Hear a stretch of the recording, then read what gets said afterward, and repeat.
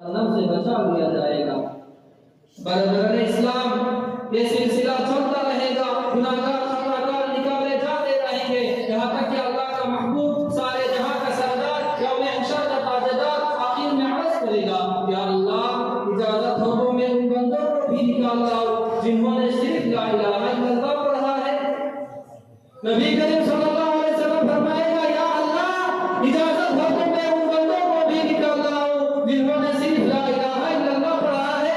निदा आएगी, अल्लाह ताला फरमाएगा, ऐ मोहम्मद तुम्हारा ये काम नहीं, तुम्हारा ये तस्लीम नहीं, लेकिन मेरी इज्जत और जलाल की कसम, मेरी किबरियाई व अज़मत की कसम, मैं जहन्नम से हर उस फर्द को निकाल दूंगा और जन्नत में दाखिल कर दूंगा जिसने सिर्फ ला इलाहा इल्लल्लाह कहा और ईमान का इकरार किया। अल्लाह ताला हमें अपनी रहमत की तले रोज़े महशर के दिन साया नसीब फरमाए।